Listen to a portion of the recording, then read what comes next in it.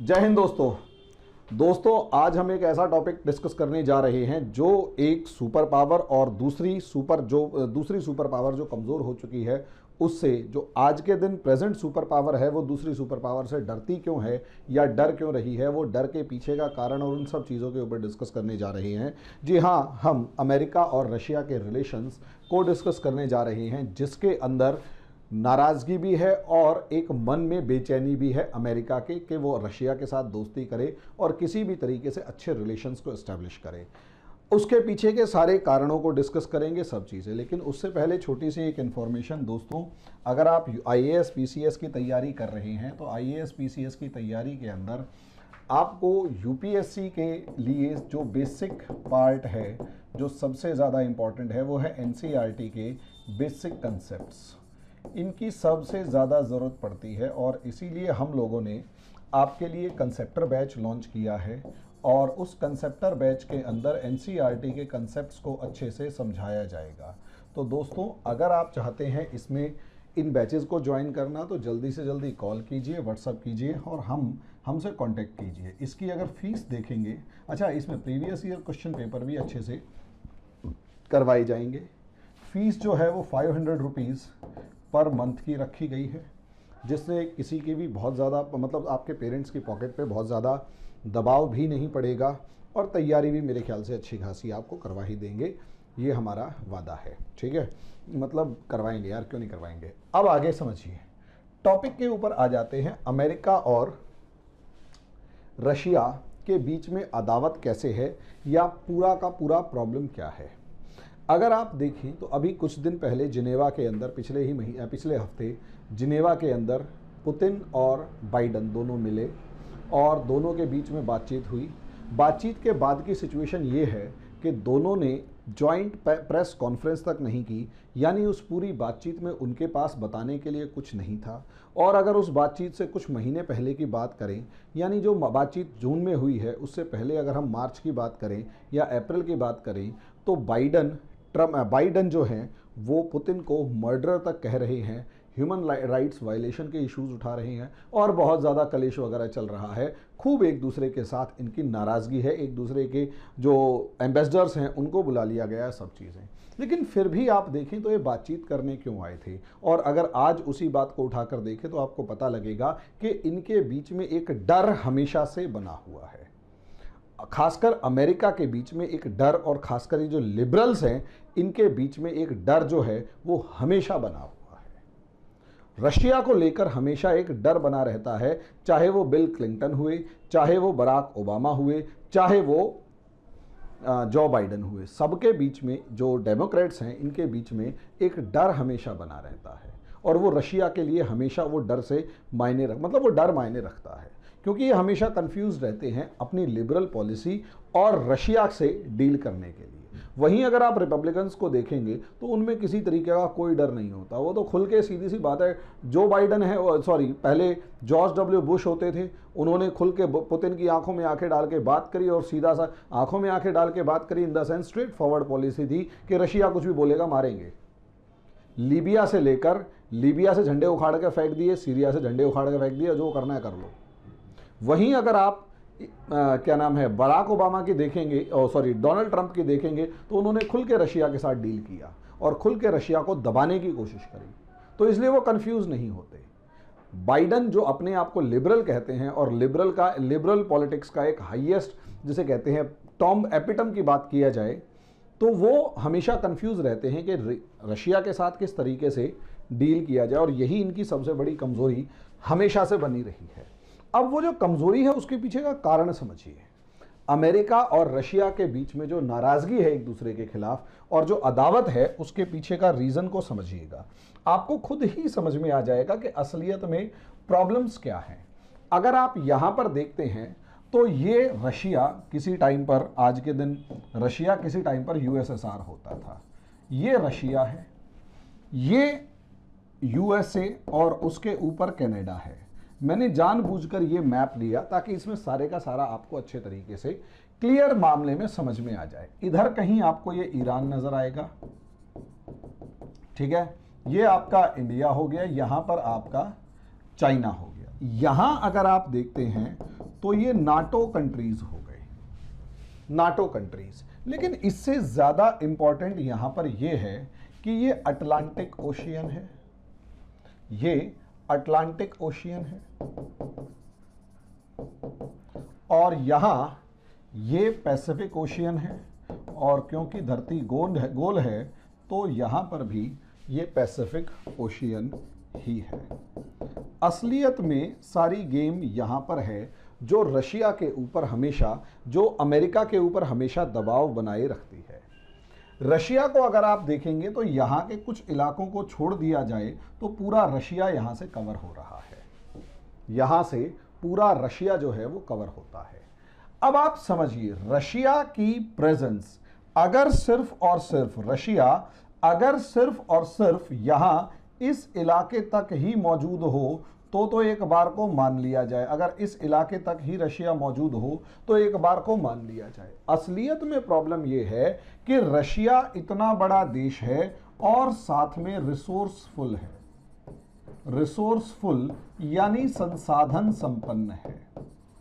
अब संसाधन संपन्न होने के साथ साथ इस टाइम पर अगर रशिया को रिसोर्सफुल में इसके पास ऑयल एंड गैस रिजर्व्स जो हैं वो दुनिया में सबसे बड़े रिजर्व्स में से एक हैं, सबसे बड़ा ऑयल और गैस प्रोड्यूसर बन सकता है। यहां उसके बाद अगर आप रशिया को देखोगे तो अब ये पाइपलाइंस के थ्रू, अब ये पाइपलाइंस के थ्रू यूरोपियन यूनियन की कंट्रीज को ऑयल और गैस सप्लाई कर रहा है। अब इसकी वजह से क्या हो रहा है कि ऑयल और गैस जो रशिया से आ रहा है उसकी वजह से नाटो कंट्रीज की इकोनॉमी और खासकर पावर सेक्टर पूरे का पूरा रशिया के ऊपर डायरेक्टली डिपेंड होता जा रहा है, जिसकी वजह से रशिया के ऊपर अगर डिपेंडेंसी बढ़ेगी तो रशिया ताकतवर होकर उभरेगा, और रशिया के ताकतवर होकर उभरने का सीधा सीधा मतलब यह है कि अमेरिका के ऊपर प्रेशर पड़ना और अमेरिका के दोस्त उससे थोड़ा थोड़ा अलग हो जाना। दूसरी तरफ अगर आप रशिया को देखते हैं तो रशिया सीधे सीधे ईरान को सपोर्ट करता है और ईरान इस मिडल ईस्ट के अंदर अपना दबाव बढ़ाता है, अपनी ताकत बढ़ाता है। अब क्योंकि ईरान इस पूरे मिडल ईस्ट में अपनी ताकत बढ़ा रहा है, अपना प्रेशर बढ़ा रहा है, तो यहां पर यह भी अमेरिका और सऊदी अरेबिया के लिए एक बहुत बड़ा चैलेंज है। यहां यूक्रेन के मामले में अगर आप देखेंगे या बेलारूस के मामले में अगर आप देखेंगे, इन दोनों देश जिनके ऊपर अमेरिका अपनी पकड़ मजबूत करना चाहता है, वहां रशिया अपनी ग्रिप को जरा सा भी कम नहीं होने देना चाहता, और यही रीजन है दोनों आमने सामने हैं। ये मामला और यही एक कारण है कि रशिया को दबाने के लिए जितने ज्यादा सैंक्शंस लगा रहा है अमेरिका, रशिया पे बहुत ज्यादा सा फर्क उन सैंक्शंस का पड़ते हुए दिखाई दे नहीं रहा। अब क्योंकि रशिया के ऊपर उन सैंक्शंस का ज्यादा सा कोई असर पड़ते हुए नहीं दिखाई दे रहा, तो रशिया को जिस तरीके से अमेरिका अपने कंट्रोल में लाना चाहता था उसमें फेल हो रहा है, उसमें कामयाब नहीं हो पा रहा, और यही रशिया की, यही अमेरिका की एक सबसे बड़ी कमजोरी नजर आ रही है। यहां तक तो फिर भी ठीक है, लेकिन अब प्रॉब्लम समझिए कि रशिया किस तरीके की गेम्स खेलकर अमेरिका के ऊपर प्रेशर क्रिएट कर रहा है। असलियत में आप लोगों ने अगर नहीं सुना तो देख लीजिएगा, 1962 का क्यूबन मिसाइल क्राइसिस हुआ था। इस क्यूबन मिसाइल क्राइसिस के अंदर क्या था? क्यूबन मिसाइल क्राइसिस की खास बात यह थी, इसे अगर हम प्रॉपर मैप पर देखें तो यहां पर असलियत में एक छोटा सा देश आपको नजर आएगा और इसका नाम है क्यूबा। क्यूबा के अंदर फिदेल कास्त्रो नाम के बंदे की सरकार रही, और यकीन मानिए फिदेल कास्त्रो जो हैं वो कम्युनिस्ट हुआ करते थे, और छोटे से इस देश के उस राष्ट्रपति को या प्रीमियर को मारने के लिए अमेरिका ने 100 से भी ज्यादा बार कोशिश करी, कभी सिगार बम से लेकर सेब के अंदर रखे हुए बम से लेकर किसी भी चीज में। अब यहां जो क्यूबा है, एक तो यहां गन्ना बहुत ज्यादा उगता है, और दूसरा यहां पर और दूसरी भी ड्रग्स वगैरह को भी ये काफी ज्यादा सपोर्ट करते हैं। अब ऐसी सिचुएशन में कम्युनिस्ट, और यही रीजन है जब अमेरिका ने मिसाइल डिफेंस सिस्टम अपने दोस्त देशों के ऊपर लगाया तो रशिया ने क्यूबा के अंदर मिसाइल डिफेंस सिस्टम लगा लिया, यानी यहां से अमेरिका की नाक के नीचे से मिसाइलें अमेरिका पे ठोकी जा सकती थी। हालांकि फिदेल कास्त्रो जा चुके हैं, लेकिन दूसरे अगर आप देखेंगे तो यहां एक और देश है जो अमेरिका की नाक के नीचे है और अमेरिका को खुले तौर पर चुनौती दे रहा है, चैलेंज दे रहा है, और उसका नाम है वेनेजुएला। इसका नाम है वेनेजुएला। वेनेजुएला के अंदर भी कम्युनिस्ट रजीम शुरू से रही है और ह्यूगो शावेज नाम के इनके राष्ट्रपति रहे, जिनके टाइम पर पूरा वेनेजुएला साउथ अमेरिका का सबसे अमीर देश होता था। लिविंग स्टैंडर्ड्स बहुत हाई और सब बहुत मतलब जिसे कहते हैं डोमिनेटिंग सिचुएशन में थे। लेकिन अब प्रॉब्लम यह आई कि ह्यूगो शावेज और अमेरिका की कभी भी नहीं बनी। लेकिन जैसे ही ह्यूगो शावेज गए और मुडेरो की सरकार आई, मुडेरो की जगह यहां पर अमेरिका ने अपना पपेट राष्ट्रपति बिठाने की कोशिश करी। मुडेरो ने उस चीज को संभालने मतलब उस चीज को बर्दाश्त नहीं किया। नतीजा यह हुआ कि यहां पर एक civil war like situation create हो गई। सिविल वॉर तो नहीं कहेंगे, लेकिन एक पॉलिटिकल क्राइसिस क्रिएट हो गया। इस पॉलिटिकल क्राइसिस के चलते सबसे बड़ी समस्या क्या आई कि अमेरिका ने दोबारा से वेनेजुएला के ऊपर सैंक्शंस लगा दिए। अमेरिका ने वेनेजुएला के ऊपर सैंक्शंस लगा दिए, और जैसे ही अमेरिका ने वेनेजुएला के ऊपर सैंक्शंस लगाए, यहां पर अमेरिका के जो विरोधी थे उनको अमेरिका के अगेंस्ट कॉन्स्पिरेसी करने या अपना प्लान एग्जीक्यूट करने का मौका मिलना शुरू हो गया। तो यहीं से वो प्लान समझिए क्या है। अगर आप देखेंगे क्यूबा, अमेरिका की क्यूबा से अभी भी नहीं बन रही, नाराजगी है।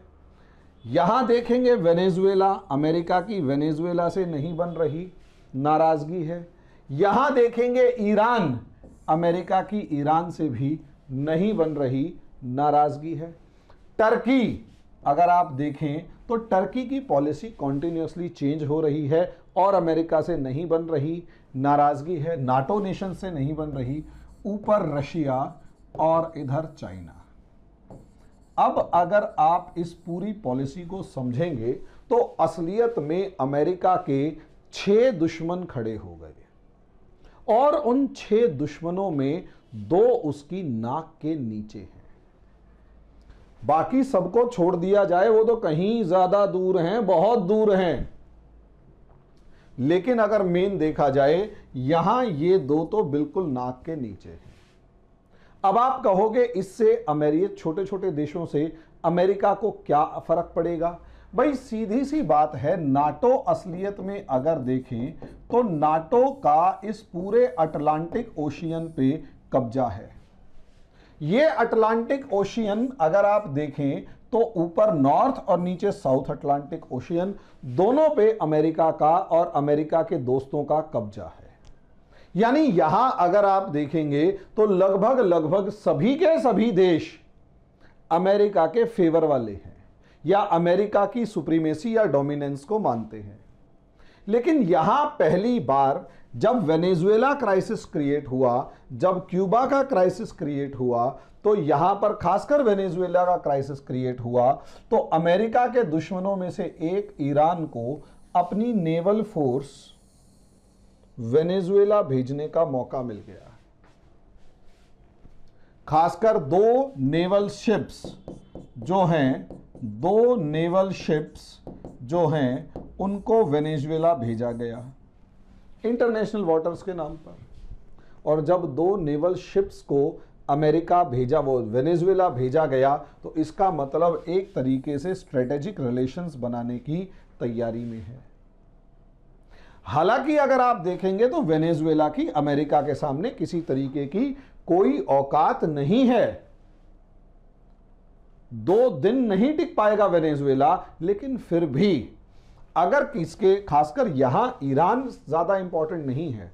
असलियत में अमेरिका की असली चिंता यहां पर रशिया की प्रेजेंस की है कि रशिया को अमेरिका की नाक के नीचे दो जगहों पर अपना बेस बनाने का मौका मिल रहा है, आकर खड़े होने का मौका मिल रहा है। और उससे ज्यादा बड़ी सिचुएशन चाइना की है कि चाइना को भी इस इलाके में आकर अपना पैर पसारने का मौका मिल रहा है।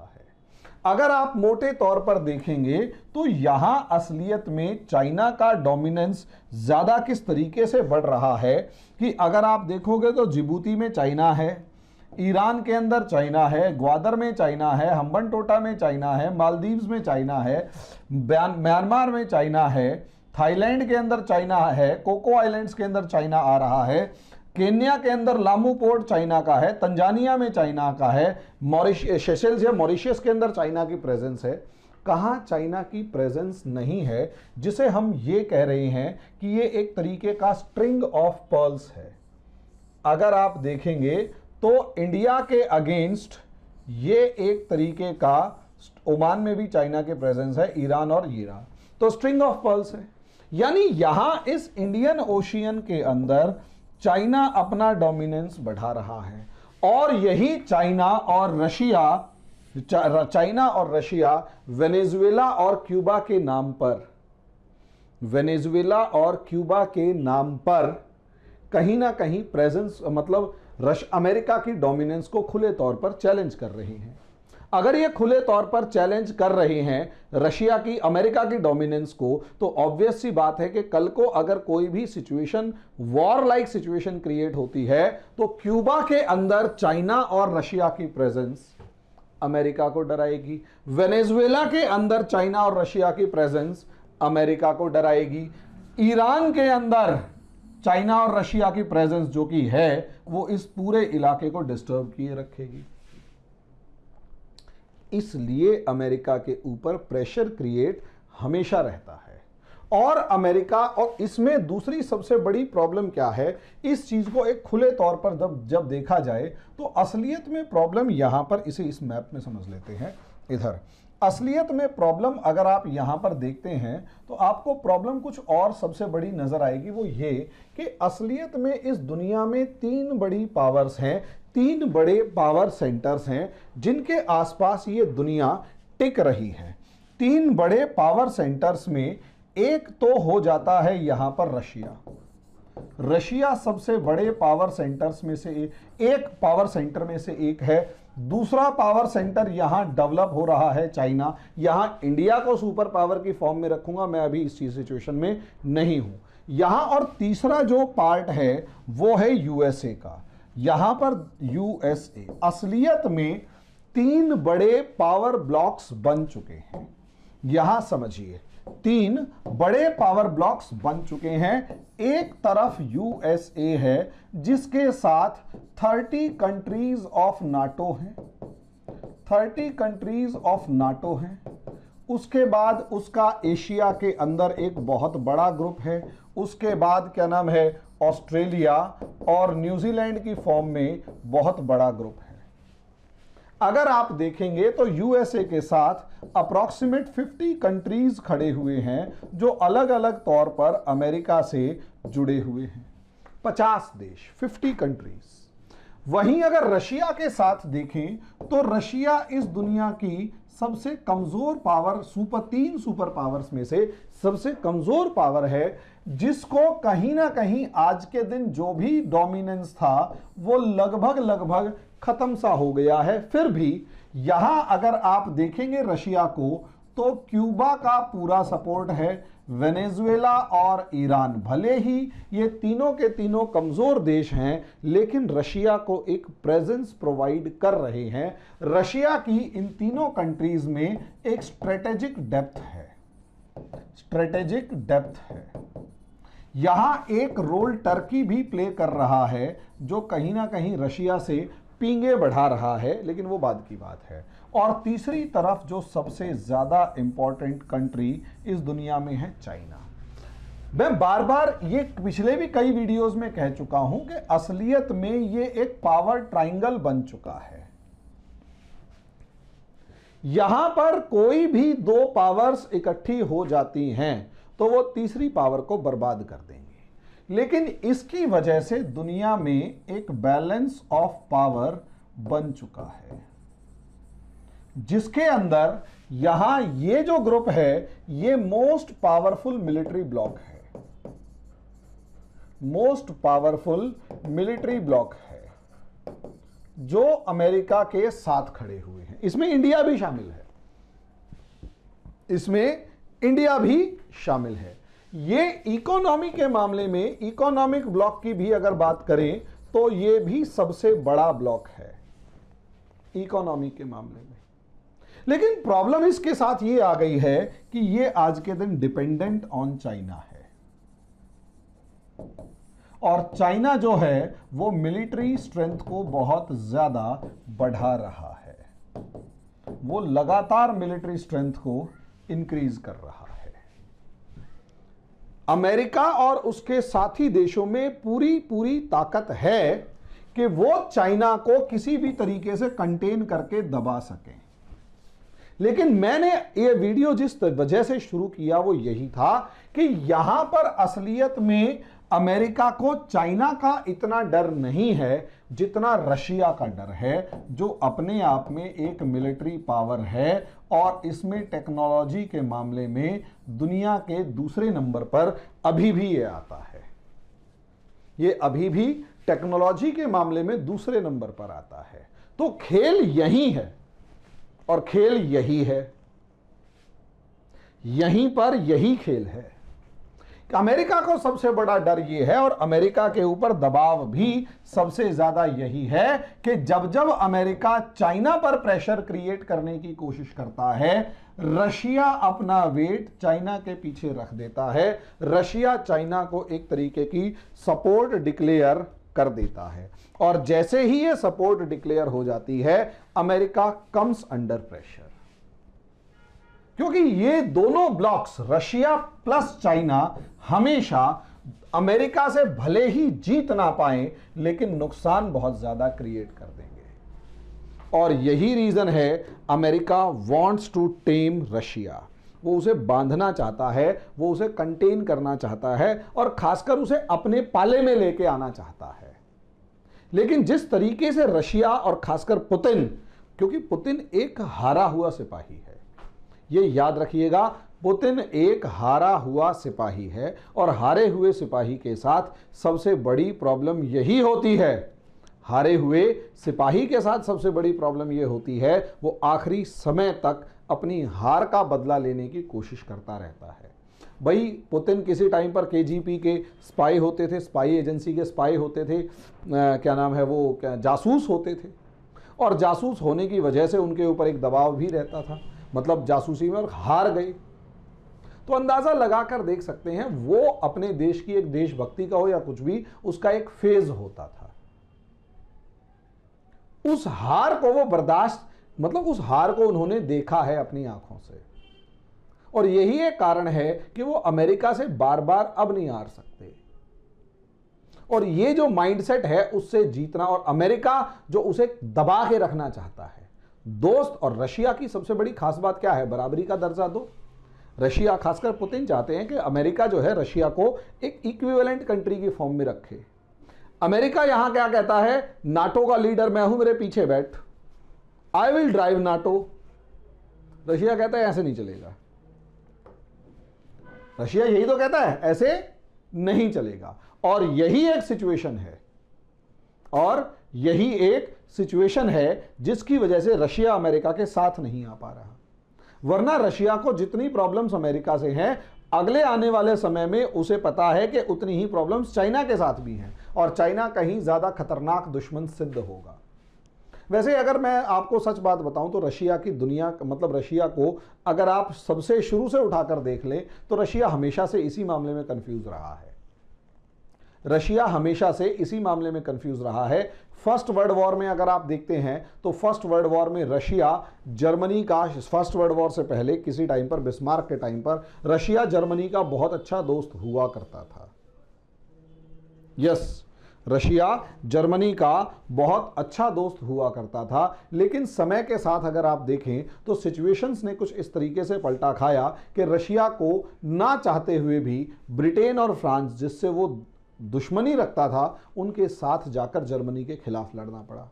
सेकेंड वर्ल्ड वॉर में भी अगर आप देखें तो रशिया के स्टालिन, जो यूएसएसआर बन चुका था, स्टालिन की जर्मनी के हिटलर से भी उतनी ही दुश्मनी थी जितनी ब्रिटेन के विंस्टन चर्चिल या फ्रांस या अमेरिका से थी।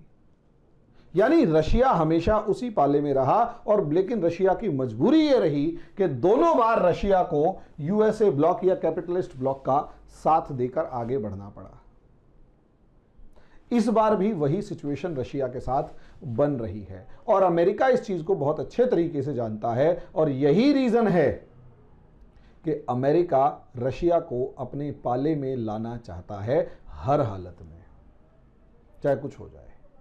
और वो उसमें अभी पॉलिसीज कुछ भी चल रही हो, सिचुएशंस के ऊपर देखते हैं क्या हालात बनते हैं। लेकिन अभी के सिचुएशंस ये हैं कि जिस तरीके से जर्मनी के हिटलर से लड़ने से पहले अमेरिका, ब्रिटेन और फ्रांस को चिंता यही थी कि स्टालिन अगर जर्मनी के साथ खड़ा हो गया, स्टालिन अगर हिटलर के साथ खड़ा हो गया, तो हिटलर तो वैसे ही इनविंसिबल हो जाएगा। यह रियलिटी है। वही सिचुएशन इस बार है अमेरिका को कि अगर पुतिन चाइना के साथ खड़े हो गए तो चाइना फिर इनविंसिबल हो जाएगा, उसे जीत पाना मुश्किल होगा। और यही अमेरिका का रशिया को लेकर डर है जो अभी भी बना हुआ है। अब इससे पार कैसे पा सकते हैं वो तो समय आने पर ही बताएंगे। अभी के लिए इतना ही दोस्तों, नमस्कार।